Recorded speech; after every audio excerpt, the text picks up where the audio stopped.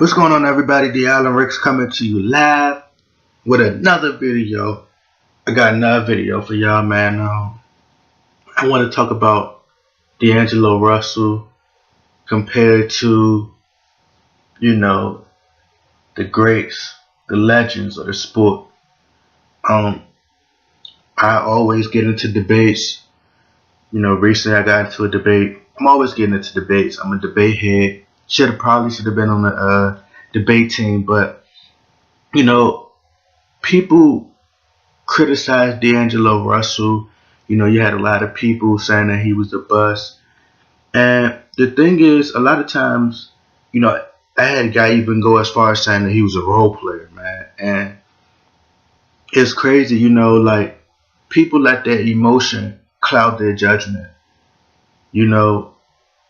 My thing is, it's all about being fair. I'm always looking at things from a logical standpoint.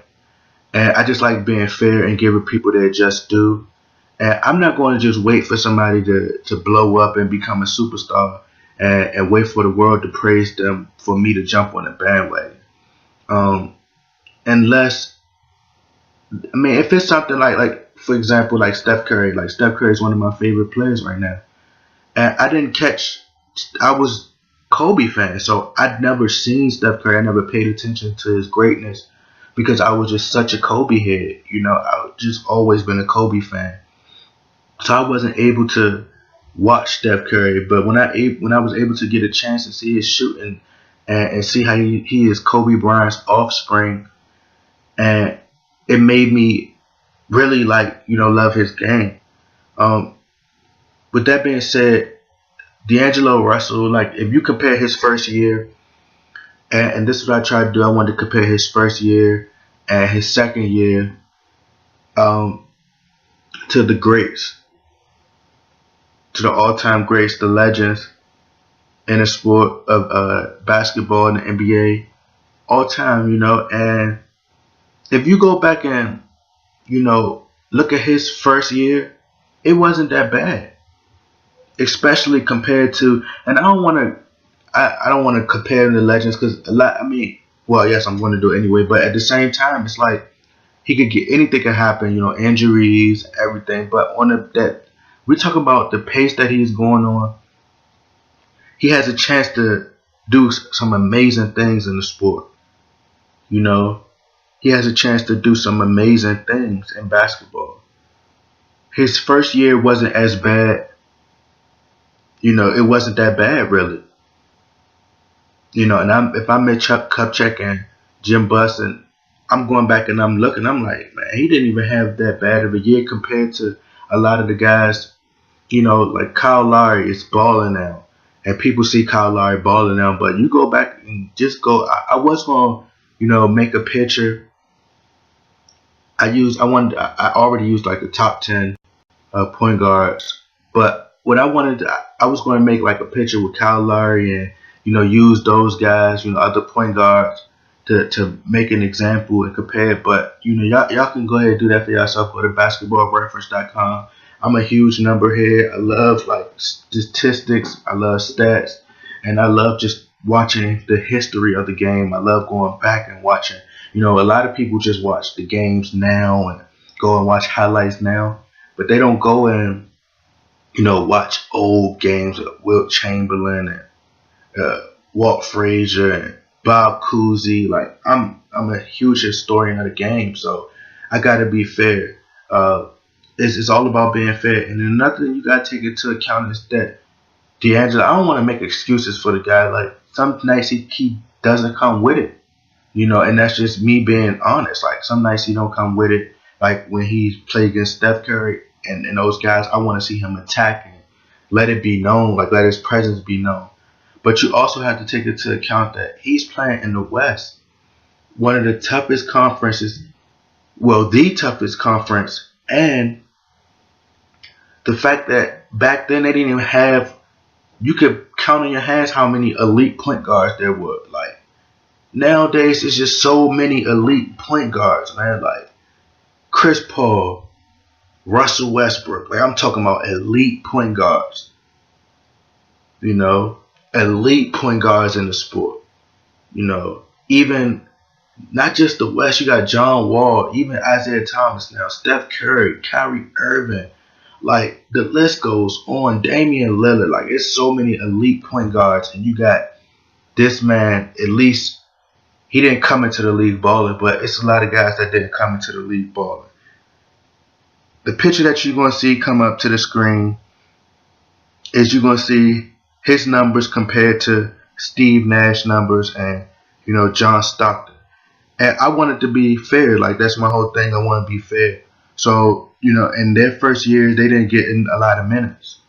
They didn't get a lot of minutes. But I went to at least like I wanted to be fair. So I went to like 98, 99 for like Steve Nash, where he started to get 31 minutes per game, and for John Stockton in 1987 and 88, you see where he got more minutes. I think it looked like 34 minutes per game, and his average, started to go up.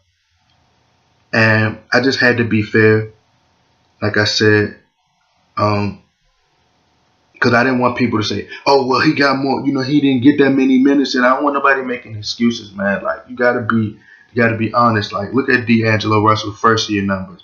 He had 13 points per game, 3 assists per game. He was 35% from 3 and 41%. Like that's amazing. Compared to look at Steve Nash numbers in his first year. And that's 10 minutes per game. So even if you compare, let's say you replace that, and even when Steve Nash got more minutes, when he got around like 28, 26 minutes, he still didn't do what D'Angelo Russell did. D'Angelo Russell did better. And that's not me trying to say, oh, D'Angelo Russell's going to be better than Steve Nash, or trying to make it seem like, oh, he's on his level, blah, blah, blah. But at the same, what I'm saying is, look at the pace that he's on, and stop letting the Nick Young situation and all that cloud your judgment. Stop letting hate cloud your judgment. Look at the logic behind the situation. It's all about being fair. When D'Angelo Russell got more, he's not even getting that. I think he's getting fewer minutes now. I think that says 26 minutes per game.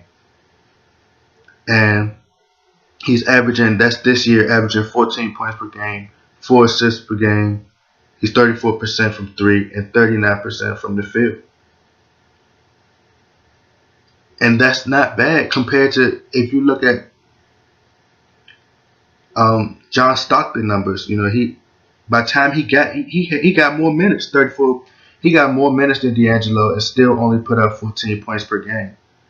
He had 13 assists, and his game was much different back then.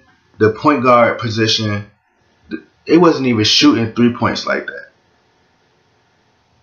They wasn't even shooting 3 points like that. So he took fewer shots. D'Angelo Russell took more shots, and his field percentage was amazing too. His field percentage was way better. But look at Steve Nash. When Steve Nash got more minutes than D'Angelo, he still was putting up 7 points per game, 5 assists. So he's on pace to be a really fine player, man. Really great player. It's just going to take time. It's going to take some more development. It's going to take time. Like I said, like everybody don't just come into the league balling. You got your ones that do. But a lot of those guys come into the league balling because they're the only ones on that team. And they can take as many shots as they can. But the Lakers are building a team right now. They're building pieces around players. They're putting pieces together. So you got to take into account a lot of things, man. So he's on pace to do some great things. Steph Curry didn't come into the league just balling and doing. He had a few injuries, and he didn't just come into the league balling, man. It took time. It took progression. It took years. People don't just wake up and become Michael Jordan. It takes time, and you got to build. Jimmy Butler, and I know he's not a point guard, but he didn't come into the league balling. Mike Conley didn't come into go to Basketball Reference. You'll see it. He didn't come into the league balling. Walt Frazier didn't come into the league balling. It took time for these guys to build success, and took hours and days and, you know, time in the gym. So to say he's a bust or bench player, role player, whatever, that would be an insult, and it's like using logic. It's hard to talk logic to, you know, when you talk to fans and they speak with logic, it's just so funny. I mean, I'm sorry, when they speak with emotion, it's just so hilarious to me. You know, it's hilarious because they go look at the facts and they look like crazy. They look stupid. You know, so like I said, D'Angelo Russell is still going to take time. He still got a lot more learning in the game. You know, I love his aggression as far as like when he turn it on, he turns it on. And it like I said, it reminds me of Steph Curry a lot. You know, it reminds me of Steph Curry. Steph Curry would it's some nights like when in the finals, or you know, you seen Steph Curry like act like he just didn't feel like playing. Like, you know, some nights he just be like, okay, it's just not my night. You know, so like I said, and he was got into it with Damian Lillard. It's like, what's up? Like, you gotta love that. You know, you gotta love that, his leadership. You know, he got arrogance. You know, he's very bravado. He got that bravado. You know, he braggadocious. So like, you know, just give it time, man. Just give it time. And you know, people say, oh, he didn't deserve to be the second pick. What you gonna get Jahlil Okafor? You know, and we don't know if we could have got those guys, and they could have did the same thing or worse. But anyway, man, this video been going too long. Y'all get in the comment section and let me know what y'all think. Should D'Angelo Russell be compared to the all-time greats? Well, for now, like, you know, in the beginning of their career.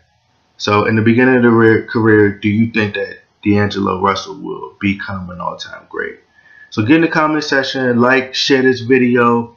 Make sure you click that subscribe button, smash it, stomp on it, hit that subscribe button. I'm out.